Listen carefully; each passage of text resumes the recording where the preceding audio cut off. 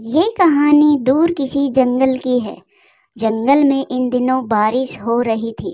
टूनी चिड़िया जल्दी चलो, जंगल में बाढ़ आ रही है। सभी पक्षी जंगल छोड़कर जा रहे हैं।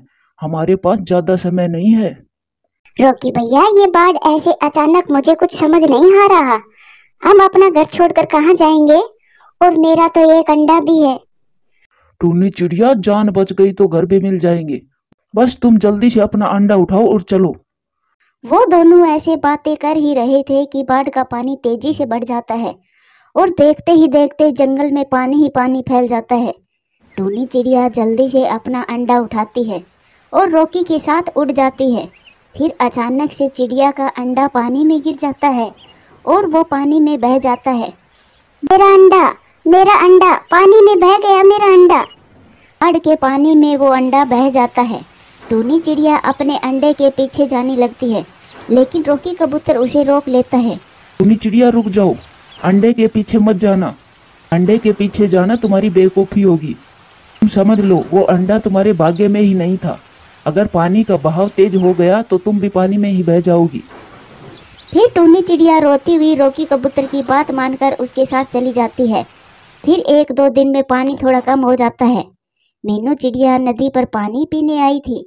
तभी उसकी नज़र उस अंडे पर पड़ती है जो बाढ़ में बहकर आया था और अब वो नदी के किनारे पड़ा था।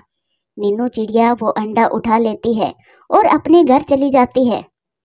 मीनू, ये अंडा तुम कहाँ से उठा लाई हो? मैं नदी पर पानी पीने गई थी और ये अंडा मुझे नदी पर पड़ा मिला था। ये अंडा जरूर उसी बाढ़ के पानी में बहकर आया है जो पश्चिम वाले जंगल में आई हुई है। अब क्या पता इस अंडे के माता पिता के साथ क्या हुआ, जिंदा भी है या नहीं। मोनू, आप मेरी एक बात मानेंगे? मीनू, मैं जानता हूँ आप क्या कहना चाहती हो। अगर आप इस अंडे को पालना चाहती हो तो मुझे कोई ऐतराज नहीं है। मैं इस बच्चे को बहुत प्यार दूंगी। इस बच्चे की वजह से ही मेरी सोनी कोख भर जाएगी। फिर कुछ ही दिनों में वो अंडा फूट जाता है और उसमें से एक चिड़िया का बच्चा निकलता है। मोनू, मोनू देखो, हमारे अंडे से हमारी जाति का ये बच्चा निकला है।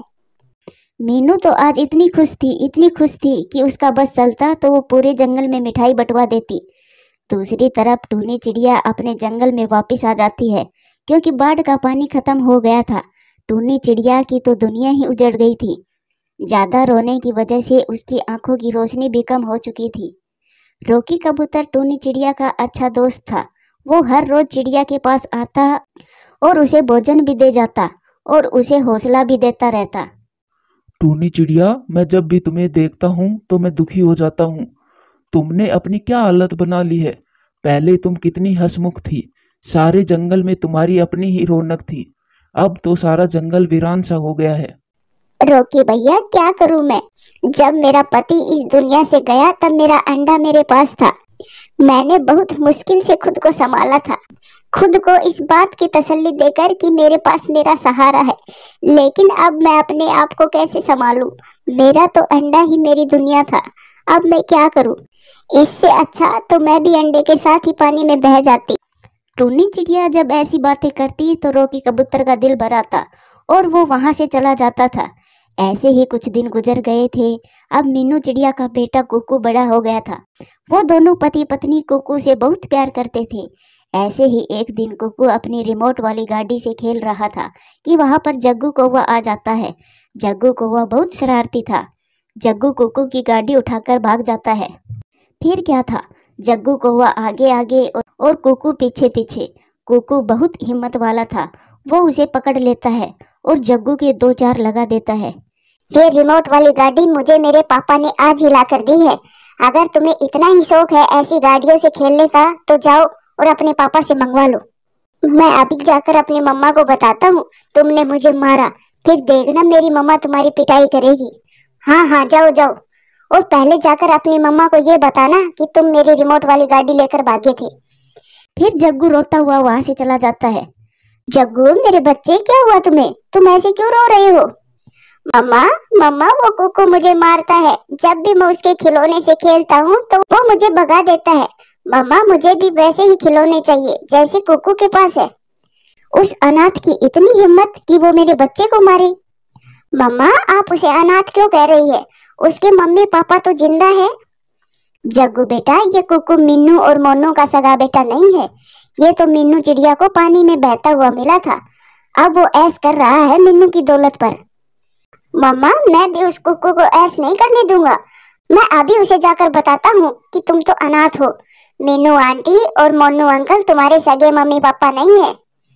फिर जग्गू वापस कुकू के पास जाता है।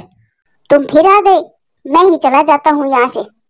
हाँ हाँ चले जाना, लेकिन जाने से पहले एक सच तो सुनकर जाओ। सच? कौन सा सच? कुकू, तुम्हें पता है जिन्हें तुम मम्मा पापा कहते हो वो तुम्हारे सगे मम्मा पापा नहीं है, बल्कि तुम तो नदी में मिले थे, अनाथ कहीं के। ऐसा कहकर जग्गू वहां से चला जाता है। कुकू तो वही पत्थर का बनकर खड़ा था। उसे तो विश्वास ही नहीं हो रहा था। कुछ देर के बाद कुकू अपने घर जाता है और चुपचाप बैठ जाता है। आज मेरे बेटे को क्या हुआ? इतने उदास क्यों बैठे हो? बेटा, आप ठीक तो हो ना? लेकिन कुकू खामोश रहता है। मीनू तो कुकू को खामोश देखकर परेशान हो जाती है। मेरे बच्चे, बताओ ना क्या हुआ? आप पहले कभी भी इतने खामोश होकर नहीं बैठे हो। मम्मा, आप मेरी कसम खाकर सच सच बताना, मैं जो भी पूछूंगा। बेटा बताओ भी, क्या पूछना है? हुआ क्या है? क्या मैं आपका सगा बेटा नहीं हूँ? इतना सुनकर मीनू की तो जान ही निकल गई थी। बेटा, ये आप कैसी बातें कर रहे हो? आप हमारे ही बेटे हो। फिर मेरी कसम खाइए, अगर मैं आपका बेटा हूँ तो। मीनू चिड़िया अपने बेटे की कभी भी झूठी कसम नहीं खाती थी। मीनू खामोश रहती है। मम्मा, आपकी खामोशी का क्या मतलब है? मुझे सब पता चल गया है, मुझे सब पता चल गया है। कुकू रोता हुआ घर से बाहर चला जाता है। मोनू चिड़ा भी पीछे खड़ा खड़ा सब सुन रहा था। मीनू चिड़िया कुकू के पीछे जाने लगती है तो मोनू चिड़ा उसे रोक लेता है। मीनू, इस समय तुम कुकू को अकेला छोड़ दो। तुम उसके पीछे मत जाओ। उसको इस समय कुछ भी समझ नहीं आएगा। समय उसको सब समझा देगा। कुकू सीधा गौरी कवि के घर जाता है। आंटी, आंटी, आप प्लीज मुझे पूरा सच बताइए, मैं किसका बेटा हूँ? कुकू बेटा, मैं तुमसे झूठ नहीं बोलूंगी। मैं ज्यादा तो नहीं जानती, लेकिन मुझे इतना पता है कि पिछले साल पश्चिम वाले जंगल में बाढ़ आई थी। तुम उसी बाढ़ के पानी में बहकर इस जंगल में आए थे और मीनू चिड़िया ने तुम्हें उठा लिया था। मीनू तो बेऔलाद थी। उसने तुम्हारे माता पिता को ढूंढने के बजाय खुद ही रख लिया। अब तुम्हारे माता पिता कैसे रह रहे होंगे तुम्हारे बिना? अब मुझे जाना होगा अपने मम्मा पापा को ढूंढने, मुझे जाना होगा। फिर कुकू वहां से पश्चिम वाले जंगल की तरफ चला जाता है। रात भी होने वाली थी और कुकू पश्चिम वाले जंगल में पहुंच जाता है। कुकू वहां एक पेड़ पर बैठ जाता है। अंधेरे में उसे कुछ भी समझ नहीं आ रहा था कि वो कहाँ जाए। रोकी कबूतर भी उधर से गुजर रहा था कि कुकू उसे आवाज देता है। कबूतर अंकल, मेरी बात सुने। फिर कबूतर कुकू के पास आता है। कहो बेटा, क्या बात है? तुम मुझे इस जंगल के तो नहीं लग रहे। कहाँ से आए हो बेटा और कहाँ जाना है आपको? रोकी कबूतर एक सांस में ही कई सवाल करता है। कबूतर अंकल, मैं हूँ तो इसी जंगल का, लेकिन मैं अपने मम्मा पापा से बिछड़ गया था पिछले साल। जो इस जंगल में बाढ़ आई थी, मैं उसी बाढ़ में बह गया था। कहीं ये टूनी चिड़िया का बेटा तो नहीं है? अंकल, क्या सोचने लग गए? कुछ नहीं बेटा, चलो मैं तुम्हें एक चिड़िया के पास ले जाता हूँ। शायद वो तुम्हारी कुछ मदद कर सके। फिर रोकी कबूतर कुकू को टूनी चिड़िया के पास लेकर जाता है। टूनी चिड़िया, ये बच्चा इस जंगल में नया आया है, अपने माता पिता को ढूंढ रहा है। इसके माता पिता भी पिछले साल बाढ़ में बिछड़ गए थे। बेटा, एक बार मेरे पास आओ। फिर कुकू टूनी चिड़िया के पास जाता है। टूनी चिड़िया कुकू को अपना पंख लगाती है। मेरा बेटा, रोकी भैया, ये मेरा ही बेटा है। मैंने जब इसे अपना पंख लगाया तब मुझे वही एहसास हुआ जब मैं अपने अंडे के पंख लगाती थी। कुकू भी रोता हुआ टूनी चिड़िया के गले लग जाता है। टूनी बहन, मैं तो इस बच्चे को देखकर ही समझ गया था कि ये आपका ही बेटा है। ये तो कोई चमत्कार ही हुआ है। कुकू बेटा, आपको किसने पाला है? फिर कुकू उनको सारी बातें बताता है, जिसे सुनकर टूनी चिड़िया बहुत खुश भी थी और उदास भी। टूनी बहन, क्या हुआ? आप एकदम से उदास क्यों हो गई? रोकी भैया, वो चिड़िया बहुत अच्छी होगी जिसने मेरे बेटे को इतने अच्छे से पाला है। संतान को खोने का दर्द क्या होता है, मुझसे बेहतर कोई नहीं समझ सकता। मैं मीनू चिड़िया को कभी भी दुख नहीं दूंगी। कुकू बेटा, मैंने आपको जन्म जरूर दिया है, लेकिन बेटा जिसने तुम्हें इतने प्यार से पाला है वही तुम्हारी असली माँ है। तुम जाओ बेटा, अपनी माँ के पास जाओ। लेकिन मम्मा, मैं आपको भी अपने साथ ही लेकर जाऊंगा, मैं आपको अकेला छोड़कर नहीं जाऊंगा। टूनी बहन, कुकू सही कह रहा है, तुम मना मत करना। अब मैं भी तुम्हें और दुखी नहीं देख सकता। अब आपको कुकू की बात माननी होगी। फिर टूनी चिड़िया कुकू के साथ जाने के लिए मान जाती है और उधर मीनू चिड़िया भी रो रही थी। आप जाइए और मुझे मेरा बेटा ला कर दे। मैं मेरे बेटे के बिना नहीं रह सकती, और मैं भी अपनी मम्मा के बिना नहीं रह सकता। फिर कुकू मीनू को गले लगा लेता है और फिर वो सब खुशी खुशी एक साथ ही रहने लगते हैं। प्यारे दोस्तों, कहानी कैसी लगी कमेंट्स करके जरूर बताना। आपका धन्यवाद। ये कहानी दूर किसी जंगल की है। उस जंगल में एक कालू कौवा रहता था। एक दिन वो ऐसे ही आवारा जंगल में घूम रहा था। वो थक कर एक जगह बैठ जाता है। उसे वहां पर एक मूंगफली मिल जाती है। कालू कौवा वो मूंगफली उठा लेता है और वो सोचता है, अगर मैं ये मूंगफली जमीन में उगा दूं तो इस मूंगफली से ढेर सारी मूंगफली निकाल सकता हूँ। ऐसा सोचकर कालू कौवा रोकी कबूतर के पास जाता है। रोकी यार, मुझे ये मूंगफली मिली है, मैं इसे बोना चाहता हूँ, मगर मुझे ये नहीं पता कि मूंगफली बोते कैसे हैं, और फिर मूंगफली पौधे के ऊपर लगेगी या पौधे के नीचे लगेगी। मैं इस बात में कंफ्यूज हो रहा हूँ। कालू कौवा, तुम्हें ये भी नहीं मालूम? वैसे तो तुम बहुत ज्ञानी बनते फिरते हो। मूंगफली जमीन के नीचे लगती है। जब फसल पक कर तैयार हो जाती है तो इसका पौधा सूख जाता है और जमीन के नीचे से मूंगफली निकाल लेते हैं। फिर कालू कौवा सीधा टुनटुनी चिड़िया के पास जाता है। टूनी चिड़िया, टूनी चिड़िया, मेरे पास एक मूंगफली है, चलो हम दोनों मिलकर मूंगफली की फसल उगाते हैं।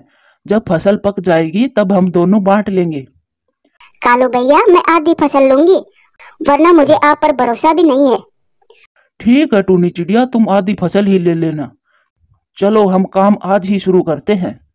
फिर कालू कौवा और टूनी चिड़िया खेत में जाते हैं और मूंगफली बोने के लिए जमीन को नरम करते हैं और फिर मूंगफली को जमीन में दबा देते हैं।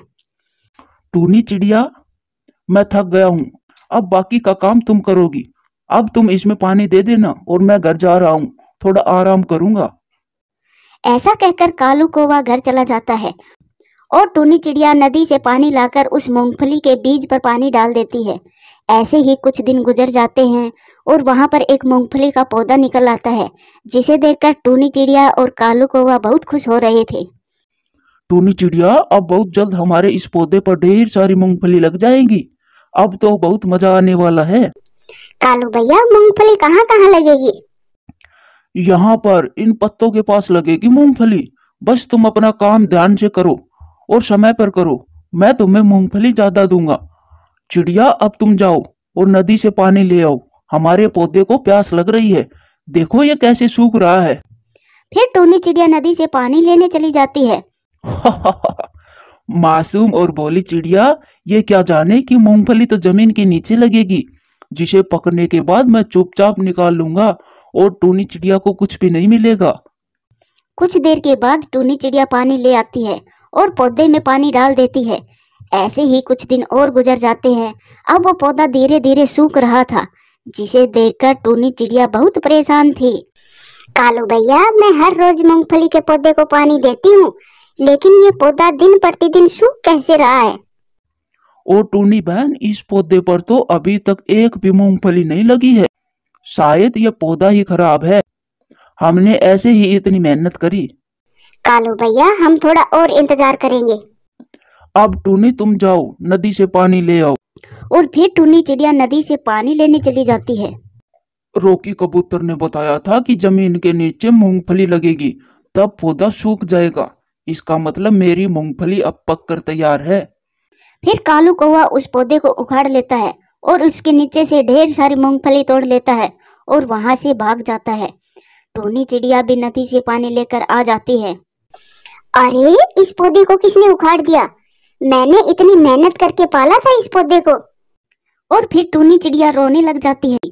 तभी वहां से एक चिड़िया गुजर रही थी। टूनी चिड़िया को रोता देखकर वो चिड़िया वहां आ जाती है। चिड़िया बेटी, क्या हुआ? तुम यहाँ बैठकर क्यों रो रही हो? फिर टूनी चिड़िया रोते हुए उस बूढ़ी चिड़िया को सब बता देती है। बेटी, वो कौवा बहुत चालाक है। मूंगफली पौधे के ऊपर नहीं बल्कि पौधे की जड़ में लगती है, जो अभी कौवा तोड़कर ले गया है। उसने तुमसे झूठ बोला था कि मूंगफली पौधे के पत्तों पर लगेगी। बेटा, अब तुम घर जाओ और फिर कभी भी उस कौवे पर विश्वास मत करना।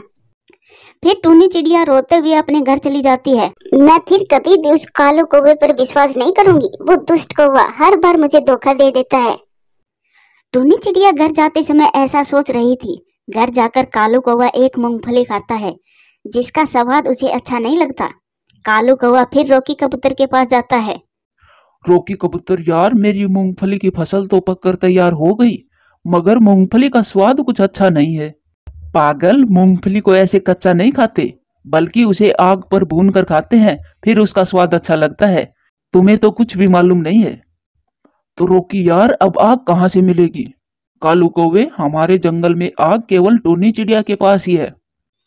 फिर कालू कौवा शर्मिंदा होते हुए अपनी मूंगफली लेकर टूनी चिड़िया के पास जाता है। टूनी चिड़िया, मैंने आपसे झूठ बोला था, मुझे माफ कर दो। मैंने जमीन में से मूंगफली निकाल ली थी।